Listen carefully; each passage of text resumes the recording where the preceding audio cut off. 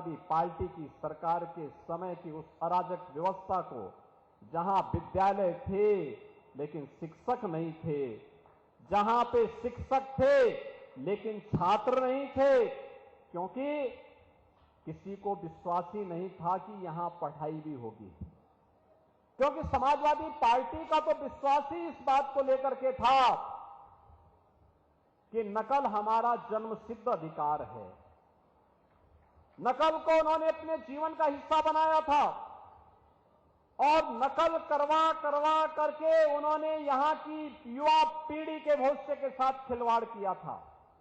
परिणाम था हमारे युवाओं के सामने पहचान का संकट आ खड़ा हुआ था। पहचान के संकट के दौर से गुजर रहे थे। बहनों और भाइयों, आज समाजवादी पार्टी को शिक्षा का मॉडल देखना है तो अटलावा से विद्यालय देखें।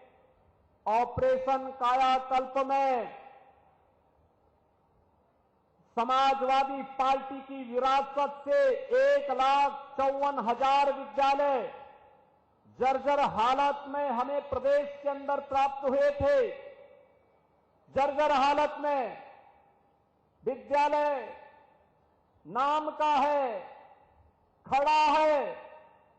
विद्यालय है तो भवन नहीं, भवन है तो शिक्षक नहीं, शिक्षक है तो छात्र नहीं, और अगर शिक्षक और छात्र है तो भवन की स्थिति ऐसी हुआ करती थी कि कब गिर जाए। बालक बालिकाओं के लिए टॉयलेट की व्यवस्था नहीं, कोई भी अन्य व्यवस्था नहीं। लेकिन डबल इंजन के भारतीय जनता पार्टी की सरकार आई। पिछले 8 वर्ष में 1,36,000 विद्यालयों को ऑपरेशन कायाकल्प के माध्यम से आधुनिक व्यवस्था के साथ जोड़ने का काम हुआ। उसकी फ्लोरिंग बनाई गई, बालक बालिकाओं के लिए टॉयलेट बनाए गए, पेयजल की व्यवस्था दी गई। डिजिटल कि आज पीडीए के नाम पर इनको कितनी चिंता दिखाई दे रही है। कैसे जा रहे हैं और पीडीए के नाम पर पढ़ा क्या रहे हैं? पीडीए के नाम पर क्या पढ़ा रहे हैं? यानी समाजवादी पार्टी की सरकार है, याद करिए, यह वही सरकार है जब इसकी सरकार के समय ग से गणेश पढ़ाया गया था। पहले की बीजेपी की सरकार में, सर्वदेव कल्याण सिंह जी की सरकार में, तो समाजवादी पार्टी ने कहा था ग से गणेश नहीं, ग से गधा होता है। और इन्होंने बच्चों को क्या पढ़ाना शुरू किया था। और आज भी अ का मतलब अनार से नहीं, अमरूद से नहीं, अ से क्या पढ़ाया जा रहा है? ये समाजवादी पार्टी का पुराना संस्कार है, जहां पर भारतीय जनता पार्टी बच्चों को संस्कारों के साथ जोड़ करके विघ्नहर्ता गौ से गणेश के नाम पर पढ़ाती थी। वहीं समाजवादी पार्टी ने गणपति की भी अवमानना करते इन्होंने गौ से गधा पढ़ाने का काम किया था। तो स्वाभाविक रूप से गधे जैसी बुद्धि भी उनकी हो गई है। और इसीलिए आज बच्चों की शिक्षा के उन्नयन के लिए जब प्रदेश की डबल इंजन की सरकार कार्य कर रही है, तो इस समय इनके लोग जाकर के राजनीतिक गतिविधियों का केंद्र विद्यालयों को बनाना चाहते हैं। बहनों और भाइयों, कौन नहीं जानता है कि समाजवादी पार्टी ने प्रदेश की शिक्षा व्यवस्था को कैसे तहस नहस कर दिया था, कैसे किया था। हर व्यक्ति जानता है। शिक्षा के स्तर को गिरा दिया था, शिक्षकों की भर्ती नहीं की थी, लगातार भाई भतीजेवाद के नाम पर प्रदेश के अंदर पूरी व्यवस्था को छिन्न भिन्न करने का काम किया था। एक हर जिले में इनके माफिया थे। वन जनपद एक माफिया, एक जनपद एक माफिया के नाम पर, वन डिस्ट्रिक्ट वन माफिया के नाम पर प्रदेश को दंगों की आग में झोंका था। अराजकता का तांडव हुआ था। उत्तर प्रदेश के नौजवानों के सामने पहचान का संकट खड़ा हुआ था। आज उत्तर प्रदेश के नौजवानों के सामने पहचान का संकट नहीं। 8 वर्ष पहले उत्तर प्रदेश का कोई नागरिक उत्तर प्रदेश के बाहर जाता था, पहचान के संकट का मोहताज होता था। लोग उत्तर प्रदेश के नाम से चिढ़ते थे। आज अब उत्तर प्रदेश अपनी विरासत और विकास की इस यात्रा पे गौरव की अनुभूति करता है। विरासत और विकास की अद्भुत यात्रा का, शिक्षा का अद्भुत यात्रा का एक नया केंद्र बना है। वन डिस्ट्रिक्ट वन प्रोडक्ट के नाम पर अपनी पहचान बना रहा है। आज Uttar Pradesh one district one medical college के नाम पर बेहतरीन स्वास्थ्य शिक्षा का एक नया केंद्र बनकर के उभरा है। और इसका भेदभाव नहीं होता योजना में। योजनाओं में भेदभाव किसी के साथ नहीं। हमारी योजनाएं पिक एंड चूज नहीं है, चेहरा देख करके नहीं, जाति मत मजहब क्षेत्र देख करके नहीं। हमारी योजनाएं तो प्रदेश भर के कोई भी हो, किसी भी जाति का हो, किसी भी मत का हो, किसी भी संप्रदाय का हो, किसी भी क्षेत्र का हो, उनका चेहरा देख करके नहीं, बल्कि वह प्रदेश का नागरिक है, पात्रता की श्रेणी में आता है, वह योजना में पात्रता की श्रेणी में आने पर उसको लाभ हर हाल में मिलेगा, कोई उसको वंचित नहीं कर सकता है। हमारी योजनाएं तुष्टीकरण का नहीं, संतुष्टीकरण का कारण है। और संतुष्टीकरण के इन्हीं कारणों से जो तुष्टीकरण की नीति पर चलते थे वे परेशान हैं, क्योंकि उनकी स्थिति आज न घर की है न घाट की है। और कुंदरकी के चुनाव ने, मुरादाबाद वासियों में आपको हृदय से अभिनंदन करता हूं कि कुंदरकी के चुनाव ने साबित कर दिया है कि जब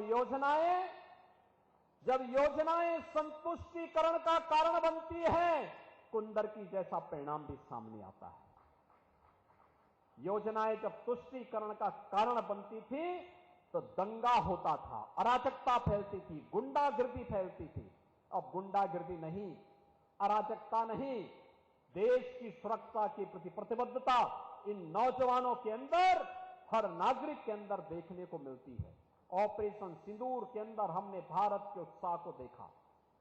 प्रधानमंत्री मोदी जी के मार्गदर्शन में भारत की सेना के शौर्य और पराक्रम का लोहा दुनिया ने माना। भारत के सामर्थ्य और शक्ति का लोहा पूरी दुनिया मानने के लिए मजबूर हुई थी। और उन स्थितियों में पूरा देश जिस उत्साह और उमंग के साथ कांग्रेस, समाजवादी, आरजेडी जैसे दलों को छोड़ दें, पूरा देश प्रधानमंत्री मोदी जी के नेतृत्व में सेना का संबल बांधने के लिए, मनोबल को बढ़ाने के लिए खड़ा दिखाई दे रहा था। आज मुझे मुरादाबाद के अंदर आने का सौभाग्य प्राप्त हुआ है। आप सभी को मैं इस अवसर पर बधाई देता हूं। रक्षाबंधन और श्री कृष्ण जन्माष्टमी की भी हृदय से शुभकामनाएं देता हूं।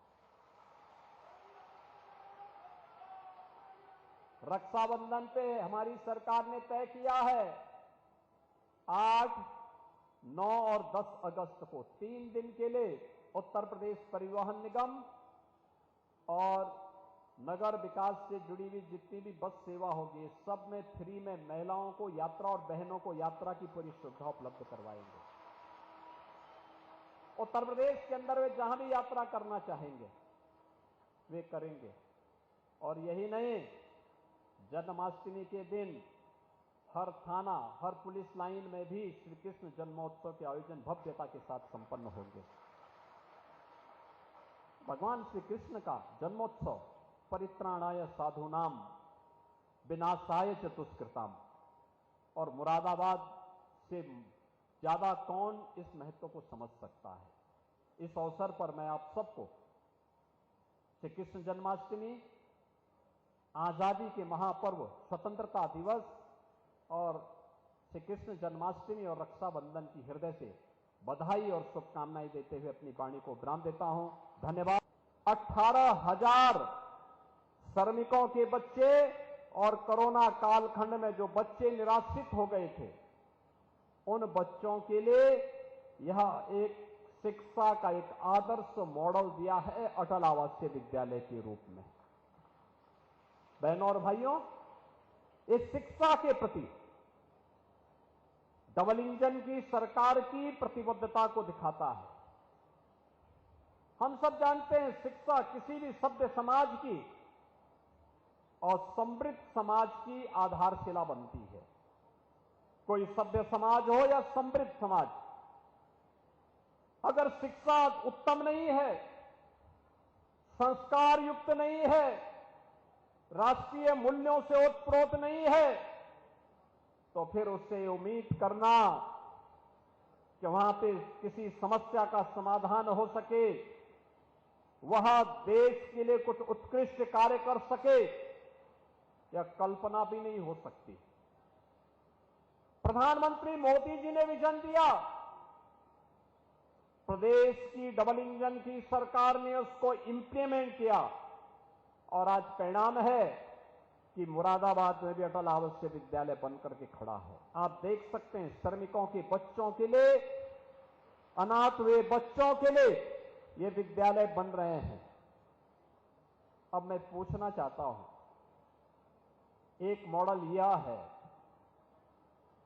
जहां पे अत्याधुनिक शिक्षा, वर्ल्ड क्लास इंफ्रास्ट्रक्चर के साथ बच्चों को लाया जाता है, उनके रहने की, खाने की, उत्तम अध्ययन अध्यापन की उत्तम व्यवस्था एक विद्यालय में। और मैं चाहूंगा इस क्षेत्र के नागरिक भी आकर के देखें कैसे क्लासरूम है, कैसे लाइब्रेरी है, कैसी लैब्स बनी हुई हैं, कैसे स्मार्ट क्लास बने हुए हैं, छात्रावास की कितनी उत्तम व्यवस्था है।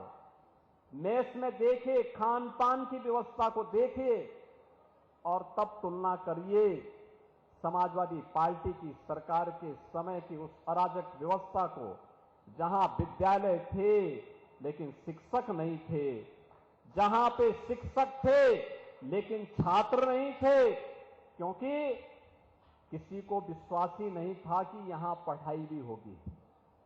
क्योंकि समाजवादी पार्टी का तो विश्वास ही इस बात को लेकर के था कि नकल हमारा जन्मसिद्ध अधिकार है। नकल को उन्होंने अपने जीवन का हिस्सा बनाया था और नकल करवा करवा करके उन्होंने यहां की युवा पीढ़ी के भविष्य के साथ खिलवाड़ किया था। परिणाम था, हमारे युवाओं के सामने पहचान का संकट आ खड़ा हुआ था। पहचान के संकट के दौर से गुजर रहे थे।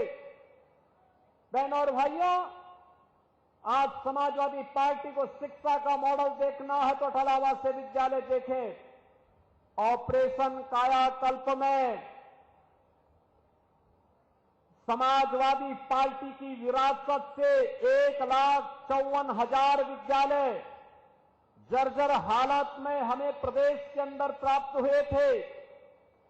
जर्जर हालत में विद्यालय नाम का है, खड़ा है, विद्यालय है तो भवन नहीं, भवन है तो शिक्षक नहीं, शिक्षक है तो छात्र नहीं, और अगर शिक्षक और छात्र है तो भवन की स्थिति ऐसी हुआ करती थी कि कब गिर जाए।